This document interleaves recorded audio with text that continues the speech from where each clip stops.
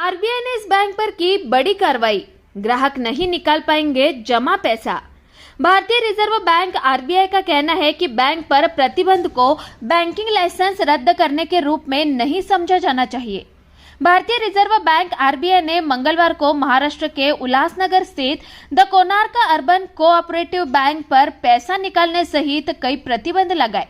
RBI द्वारा bank पर ये प्रतिबंध उसकी खराब वित्तीय स्थिति को देखते हुए लगाए गए हैं। इसके तहत पात्र जमाकर्ता जमा बीमा और क्रेडिट गारंटी निगम से अपनी जमा राशि में से 5 लाख रुपए तक की जमा बीमा दावा राशि प्राप्त करने के हकदार होंगे।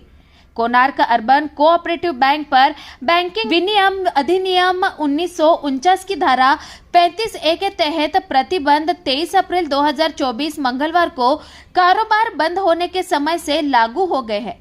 ऐसा बताया क्या है कि इसमें बैंक में जो डायरेक्टर है ज्यादातर इसमें डमी लोग बताए गए हैं और उनके पीछे शहर के तमाम नामचीन चेहरे बताए गए हैं, जिन्होंने शहर में लोन तो बांटे हैं, जिसमें प्रॉपर्टी मॉर्गेज की गई है, जिसमें ज्यादा प्रॉपर्टी वैल्यूएशन दिखाई गई है, जो बैंक को इस कामकाज की अनुमति नहीं देता है। बता दें कि लगाए गए प्रतिबंधों के साथ बैंक आरबीआई की अनुमति के बिना किसी भी ऋण और अग्रिम को मंजूरी या नवीनीकृत नहीं कर सकता है, कोई निवेश नहीं कर सकता, कोई देनदारी हस्तांतरण भी नहीं कर सकता है या अपनी किसी भी संपत्ति का निपटान नहीं कर सकता है। प्रतिबंधों के साथ बैंकिंग कामकाज जारी रहेगा। आरबीआई ने कहा कि ऋणदाता पर प्रतिबंध को बैंकिंग लाइसेंस रद्द करने के रूप में नहीं समझा जाना चाहिए। इसमें कहा गया है कि बैंक अपनी वित्तीय स्थिति में सुधार होने तक प्रतिबंधों के साथ बैंकिंग कामकाज करना जारी रखेगा। संतोष पांडे जी, आप पीओके पार्टी के कार्याध्यक्ष हैं। शहर में बैंक में जिसे रिजर्व बैंक ने हाल फिलहाल बंद कर दिया है, काफी गरीब लोगों के पैसे उसमें अटके हुए हैं। मैंने देखा कि सोशल मीडिया में भी आपने पोस्ट की, आपको पोस्ट डिलीट करने के लिए कुछ लोगों ने कहा कि रॉन्ग इंफॉर्मेशन है। शहरवासियों को क्या बताएंगे, आखिर कोणार्क का माजरा क्या है?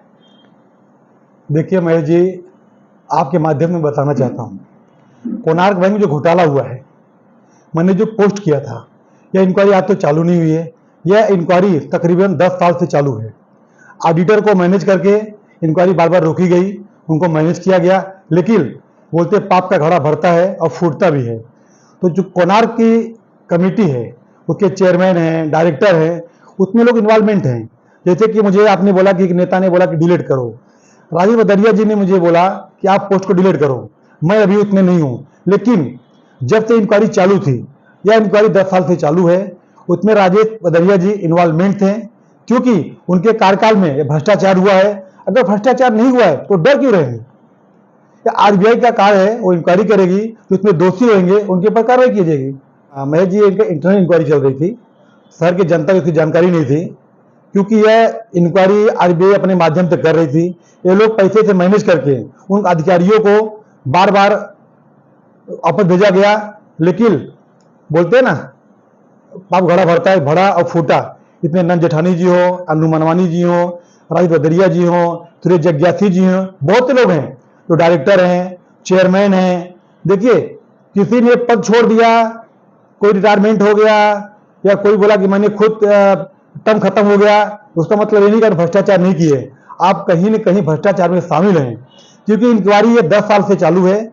10 सालों में आप 2 साल डायरेक्टर रहे या 3 साल डायरेक्टर रहे, तो आपको आवाज उठाना चाहिए था। तो आपको मालूम था कि आपके कार्यकाल में इंक्वायरी चालू है, आरबीआई इंक्वायरी कर रही है, तो आपने उस टाइम पे आवाज क्यों नहीं उठाया? आप शहर का प्रतिनिधि करते हैं, आप शहर के नगर सेवक हैं, आप स्टैंडिंग चेयरमैन रह चुके हैं, या आप किसी पार्टी में हैं, तो आपको उस मुद्दे को लेके शहर जनता भी जाना चाहिए था कि भ्रष्टाचार हो रहा है, इसलिए मैं ये कमेटी छोड़ रहा हूं। उन्होंने ऐसा कुछ भी नहीं किया है। पांडे जी, अगर किस बात को लेके बैंक के अंदर भ्रष्टाचार हुआ, कुछ लोगों का कहना है कि जो डायरेक्टर है अपने रिश्तेदारों को ज्यादा लोन दिया है, कुछ लोगों का कहना है कि जो प्रॉपर्टी पे मॉर्गेज हुआ है, मान लीजिए अगर प्रॉपर्टी वैल्यू 20 लाख है तो उन्हें 40 लाख लोन दिया गया है। किस प्रकार का भ्रष्टाचार हुआ है, लोग भी ये जानना चाहते हैं। देखिए, पहले तो फर्जी अकाउंट खोलेंगे। नोटबंदी में फर्जी अकाउंट खोल के ब्लैक मनी को व्हाइट मनी किया गया, अपने लोगों को फायदा पहुंचाया गया। फर्जी अकाउंट खोल के लोन दिए गए, उस लोन का रिकवरी नहीं किया गया। जैसे मान लो बिल्डिंग, एक कोई जगह है, उसका मॉर्गेज किया गया, उसका कीमत है 20 लाख रुपए, तो उसको 50 लाख रुपए लोन दिया गया, क्योंकि पैसा तो रिकवरी करना नहीं है। पैसा किसका गया है? आम जनता का। जो महानगर पालिका में कर्मचारी हैं उनके अकाउंट हैं, शहर के व्यापारी हैं उनके करंट अकाउंट हैं, जो सीनियर सिटीजन हैं उनके एफडी के वहां पैसा जमा है, गरीब जनता का सेविंग अकाउंट है। उनका पैसा ये लोग यूज करके अपने रिश्तेदारों के, अपने पहचान वालों को, अपने कर्मचारियों को उन्होंने लोन दिया है, उसका रिकवरी नहीं हो रहा है। इसलिए आरबीआई बैंक ने इसमें बार बार हस्तक्षेप किया, तब जाके उजागर हुआ कि ये लोग भ्रष्टाचार किस तरह से कर रहे हैं, ब्लैक मनी को व्हाइट मनी करना। यहां तक कि मुझे जानकारी मिली है कि कुछ मरे हुए व्यक्तियों के अकाउंट खोले गए और उसमें पैसे ट्रांसफर किए गए हैं, उसमें लाखों करोड़ों के लेन देन किए गए हैं। मॉर्गेज, जमीन किसी और का, पैसा किसी और को दिया गया है। इस तरह का भ्रष्टाचार खुलेआम कोणार्क बैंक में हुआ है। तो वो 10 सालों में जो भी उस कमेटी में थे, बोर्ड ऑफ डायरेक्टर या चेयरमैन, चाहे वो दरिया जी हो, चाहे नंद जेठानी जी हो, नंद जेठानी जी घर के 3 लोग उसमें इन्वॉल्वमेंट है, उनका भाई है, उनका लड़का है, खुद है। इतना बड़ा भ्रष्टाचार शहर के जनता के साथ में हुआ है। टीम मोमी कालानी चुप नहीं बैठेगी। शहर के जनता का पैसा इनको वापस करना पड़ेगा, एक एक रुपया इनको शहर के जनता को देना पड़ेगा। टीम मोमी कालानी परिवार का दरवाजा शहर के लिए 24 घंटा खुला हुआ है। जिस किसी भाई का या बहन का या बुजुर्ग का पैसा गया हुआ है वो हमसे संपर्क करे। टीम मोमी कालानी उनके लिए किसी भी स्तर पर जाने के लिए, चाहे हमको कोर्ट जाना पड़े या हम जल्दी आरबीआई बैंक में पत्र व्यवहार करने वाले हैं कि जो भी इसमें इन्वॉल्वमेंट हैं उनसे पैसा वसूला जाए और जनता का पैसा किस तरह से रिलीव किया जाए, उसके लिए जल्दी मोमी कालानी जी एक टीम बना रहे हैं जो लीगल एडवाइस करके किस तरह से गरीबों का पैसा उनको मिल सके। उसके लिए पित्तू राजवानी जी, राजेश टेकचंदानी जी, मनोज लासी जी और मैं खुद, हम 4 लोग मिलके मोमी कालानी जी के मार्गदर्शन में एक टीम तैयार कर रहे हैं। किस तरह लीगल एक्सपर्ट से उसमें जानकारी लिया जाएगा कि गरीबों का पैसा गरीबों तक किस तरह पहुंचे।